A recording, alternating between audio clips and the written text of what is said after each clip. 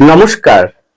যাদের মিথুন রাশি অথবা মিথুন লগ্ন, তাদের শনি এবং মঙ্গলের সহ অবস্থান কর্মভাবে দশম ভাবে হওয়ার ফলে কি ধরনের প্রভাব আপনারা কর্মজীবনে এবং অন্যান্য ক্ষেত্রে পেতে চলেছেন অবশ্যই বলবো।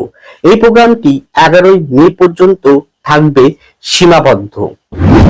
সুতরাং আমার পরবর্তী প্রোগ্রামগুলোকে অতি সহজে পাবার জন্য আমার চ্যানেলটিকে সাবস্ক্রাইব করুন এবং পাশে থাকা বেল আইকনটি অবশ্যই প্রেস করবেন। আসুন তাহলে শুরু করা যাক আজকের মূল আলোচ্য পর্বে। আমি মূলত আলোকপাতটি করছি শুধুমাত্র গোচরকালীন গ্রহ অবস্থানকে ভিত্তি করে বা কেন্দ্র করে। সেই পরিপ্রেক্ষিতে 2রা এপ্রিল থেকে মঙ্গল আপনাদের দশম ভাবে অবস্থানরত। কার সাথে? দশমে অলরেডি শনি অবস্থানরত নিজের নক্ষত্রে। মঙ্গলের সঙ্গে শনি মঙ্গলের সঙ্গে রবি থাকবে। রবি 14ই এপ্রিল প্রবেশ করবে আপনার একাদশ ভাবে। একাদশে শুক্র আছে। শুক্র 19শে এপ্রিল আপনার দ্বাদশে শুক্র সক্ষেত্রে প্রবেশ করবে। রাশি বা লগ্নতে বৃহস্পতি আছে এবং বৃহস্পতি ডাইরেক্ট অবস্থায় রয়েছে। তৃতীয় রয়েছে কেতু। কেতু নিজের নক্ষত্রে থাকবে। আপনার নবম ভাবে রাহু আছে নিজের নক্ষত্রে। বুধ রয়েছে। বুধ 11 এপ্রিল দশম ভাবে প্রবেশ করবে। এই পরিপ্রেক্ষিতে যে ধরনের বিষয়গুলো উঠে আসবে তার সার্বিক সকলের উদ্দেশ্যে অবশ্যই আলোকপাত শুরু করতে চলেছি। প্রথমেই আসুন আপনাদের মন মানসিকতা। দেখুন, মঙ্গল আর শনি একই সঙ্গে। দশমে মঙ্গল শুক্র অবস্থান করলে, রবি অবস্থান করলে বলি হয়, দিক বলি হয়, এটা আপনারা জানেন। তো মঙ্গল একটা দৃষ্টি থাকছে কোথায়? আপনার উপরে। এবং একটা দৃষ্টি থাকছে কোথায়? আপনার চতুর্থ ভাবে। আপনার থাকছে পঞ্চম ভাবেও। তাহলে মঙ্গল এখানে গা জোয়ারি মনোভাব বৃদ্ধি করাবে, প্রচন্ড পরিমাণে আপনার মধ্যে ঊর্জা সৃষ্টি করবে। শনি হচ্ছে আপনার অষ্টম নবমপতি, মঙ্গল আপনার একাদশ ও ষষ্ঠপতি, তাই তো? তাহলে এই পরিপ্রেক্ষিতে শনি মঙ্গলের যোগে কি হবে? আপনার ভিতরে প্রচুর স্পিরিট, ঊর্জা আসবে, এটা ঠিক।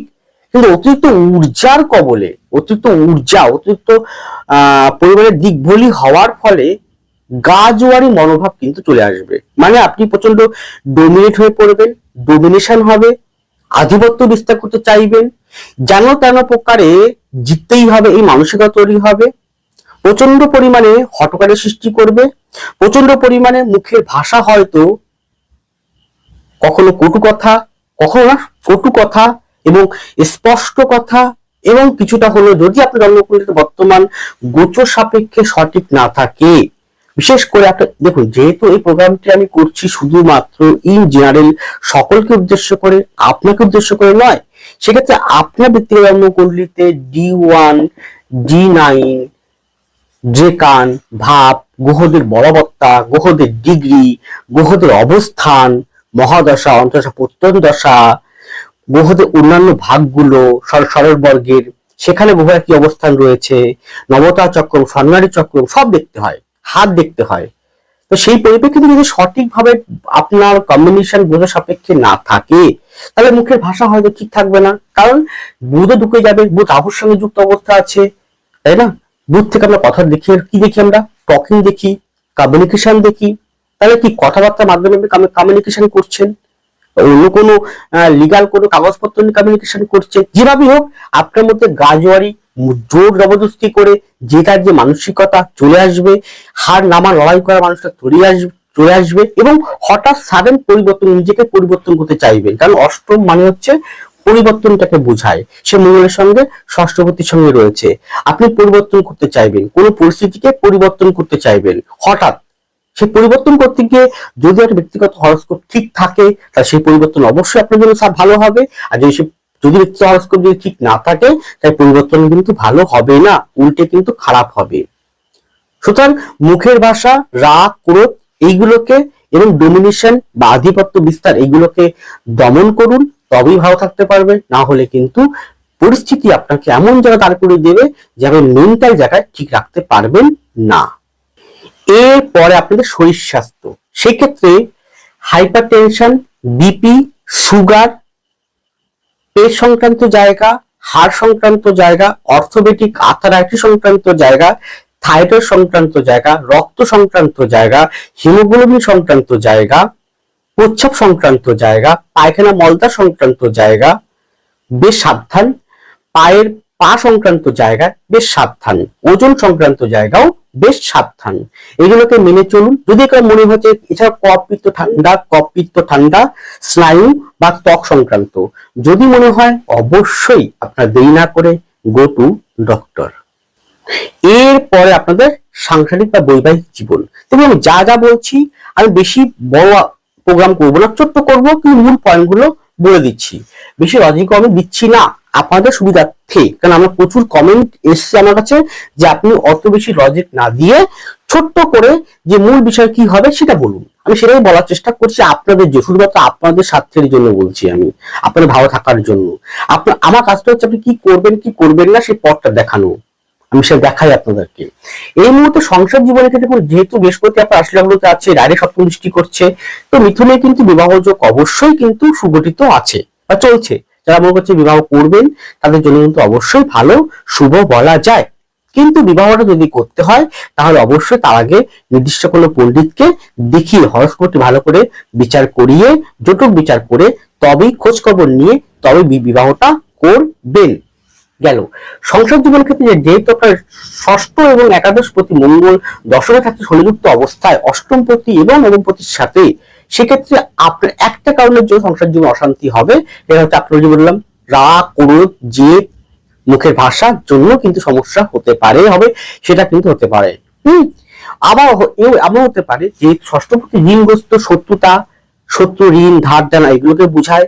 তো সেক্ষেত্রে ধার দেনা, ইএমআই, শত্রুতা, ঋণগ্রস্ত এইগুলোর জন্যও কিন্তু হয়তো আপনাকে পাওনাদাররা চাপ দিল প্রচন্ড পরিমাণে, হয়তো প্রচন্ড পরিমাণে আপনার অষ্টম থেকে বোঝায়, ষষ্ঠ থেকে বোঝায়, দ্বাদশ থেকে বোঝায়। ঋণ, ধার দেনা, ইএমআই এই সংক্রান্ত জায়গা যেমন ষষ্ঠ থেকে বোঝায়, অষ্টম থেকে বোঝায়, আবার দ্বাদশ থেকে বোঝায়, রাহু থেকে বোঝায়, বুধ থেকে বোঝায়, এবং অবশ্য ষষ্ঠপতি প্রত্যেকটা প্রতি অধিপতি গুলো সেগুলোকে ইন্ডিকেট করে।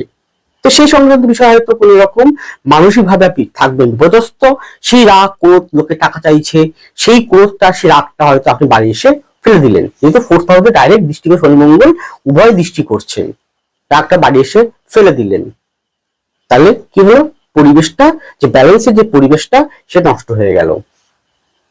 এটাই করতে যাবেন না, শান্ত হয়ে পরিস্থিতিকে ঠিক রাখার চেষ্টা করুন। যে আমি যা আলোকপাত করছি সবই কিন্তু 11ই মে পর্যন্ত বলছি, 11 মে পরে কিন্তু আলোকপাতটি নয়। এবার কি হবে, সন্তান সংক্রান্ত জায়গায় কিন্তু অবশ্যই ভালো আছে, কিন্তু সন্তান পরিবারের অশান্তির কারণে কি বলেন, যেহেতু পঞ্চম পতির দ্বিতীয় এবং উল্টো দিকে মঙ্গল শনির সঙ্গে যুক্ত অবস্থায় রয়েছে, সন্তান পরিবারের কারণের জন্য, পরিবারের অশান্তির কারণের জন্য তার ইম্প্যাক্ট পড়বে তার পড়াশোনা, তার মন মানসিকতায়। অথবা এমন হতে পারে সন্তান, যেহেতু সন্তান ডাইরেক্ট পঞ্চম প্রতি দৃষ্টি করছে, বয়স থেকে পরে, তো শনি মঙ্গল পঞ্চমের ষষ্ঠে রয়েছে, সন্তান কোনো কারণে হয়তো ভুল সঙ্গদোষ বা খারাপ কোনো জায়গায় পড়া, পরিস্থিতির সাথে চাপে পড়া, সেগুলোর জন্য হয়তো আবার পড়াশোনার থেকে অন্য কিছুর প্রতি চলে যাওয়া, ভীষণ জেদ বেড়ে যাওয়া, ভীষণ রাগ বেড়ে যাওয়া, মুখে ভাষা হয়তো ঠিকঠাক না থাকা, চাকরি হয়তো হঠাৎ চলে যাওয়া, বিবাহ সংক্রান্ত তার জীবনে যদি সে যদি বিবাহ করে থাকে, বিবাহ জীবনে তার সমস্যা হওয়া, এইগুলোর জন্য পিতা মাতার কিন্তু মানসিক ভাবে থাকতে পারে সে অসুস্থ। এছাড়াও বাড়ির যদি বয়োজ্যেষ্ঠ কেউ থাকে, বিশেষ করে ঠাকুমা, ঠাকুরদা অথবা বাবা বয়স যদি 67-68 ওভারকাম হয়ে যায়, সেই ক্ষেত্রে তাদের শরীর স্বাস্থ্যের প্রতি যত্নবান থাকতে হবে। আর শত্রুর কিন্তু প্রচন্ড পরিমাণে বৃদ্ধি করবে, কি বললাম, শত্রু কিন্তু প্রচন্ড পরিমাণে বৃদ্ধি ঘটবে। এছাড়াও কিন্তু উল্টো দিক থেকে যদি আপনার হরস্কোপ ঠিক না থাকে, তাই উল্টো দিক থেকে যাকে বিবাহ করবেন সে আপনার উপর অত্যাচার দুই রকম হয়, একটা কথাবার্তা দিয়ে হয়, আর একটা গায়ে হাত দিয়ে হতে পারে। দুরকম ভাবে কিন্তু অত্যাচার করতে পারে, মেন্টাল টর্চার করতে পারে। সেটাও কিন্তু বেশ চলছে ফুল ফেজে। যেহেতু শনি মঙ্গল একই সঙ্গে আপনার সপ্তমে চতুর্থে রয়েছে। সপ্তম চতুর্থ মানে উল্টো দিকে আপনার স্থান, তার ফোর্থে মানে গৃহের মধ্যে। সুতরাং এটা কিন্তু পুরো এপ্রিল মাসটা জুড়েই কিন্তু এবং 11 মে পর্যন্ত কিন্তু চলবে। এছাড়াও বলতে পারি স্বামীর যদি কোনো রকম শারীরিক কোনো কন্ডিশন খারাপ থাকে সে সংক্রান্ত বিষয় কিন্তু তার, বা স্ত্রীর কোনো শরীর স্বাস্থ্য খারাপ থাকে সে সংক্রান্ত বিষয়ে কিন্তু মানসিক উৎপীড়ন বা মানসিক কষ্ট সেটা কিন্তু দিতে পারে। জায়গা জমি সংক্রান্ত বিষয় এই মুহূর্তে কোনো প্রকার ডিসিশন নেবেন না। এই মুহূর্তে যেরকম আছেন সেরকম থাকুন। জায়গা জমি কেনা, বিক্রি করা, চুক্তি করা, এইগুলো কিন্তু একটা নির্দিষ্ট কোনো ব্যক্তির কাছ থেকে আপনি পরামর্শ নিয়েই তবে সেটা আনার চেষ্টা করুন। অর্থাৎ নিজে থেকে এই মুহূর্তে হঠকারিতায় বসে বা কারো যুক্তিসঙ্গত বসে করতে যাবেন না।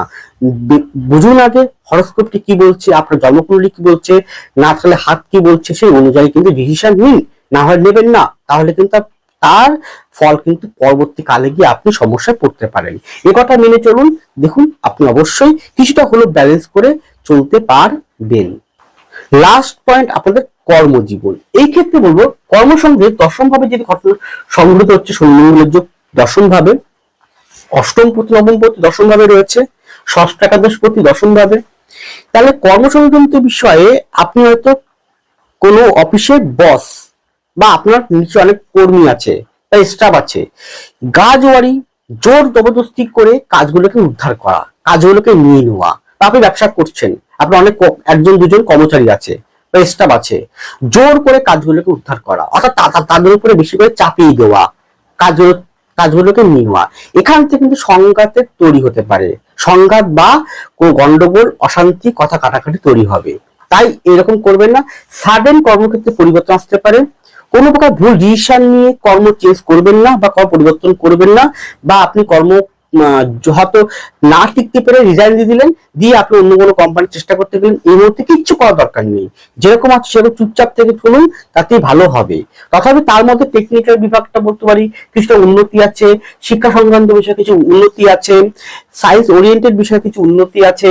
এছাড়া বলতে পারি মার্কেটিং সেক্টর, ঔষধ রিলেটেড ক্ষেত্রে, মেডিকেল সেক্টর গুলোতে ক্ষেত্রে উন্নতি আছে। এক্সপোর্ট ইম্পোর্টের ক্ষেত্রে কিছুটা উন্নতি পাবেন, কিছুটা পাবেন। কিন্তু রাজনৈতিক ব্যক্তিবর্গের ক্ষেত্রে কিন্তু খুব যেটা ভালো পরিস্থিতি আছে তা কিন্তু নয়। এছাড়া বলতে পারি যারা উচ্চ র্যাঙ্কে বসে আছেন, আইএস, আইপিএস, ডব্লিউবিসিএস বা বিসিএস বা যে কোনো উচ্চ র্যাঙ্কে হাই লেভেলে পোস্টে, তাদের ক্ষেত্রে কিন্তু মারাত্মক চাপ, প্রেশারাইজড সেটা কিন্তু থাকবে এবং তার ফলে কি হতে পারে, মেন্টাল জায়গাটা হ্যারাসমেন্ট বা সমস্যায় পড়তে পারেন। সেগুলোকে মেনে চলুন। আর এই মুহূর্তে এই 11 মে পর্যন্ত চাপের মধ্যে থেকে আপনাকে চলতে হবে কাজের। আর অর্থনৈতিক জায়গাটা কিন্তু খুব যে একটা ভালো আসবে তা কিন্তু নয়, নির্ভর করছে ব্যক্তিগত হরস্কোপ ধনযোগ কতটা স্ট্রং।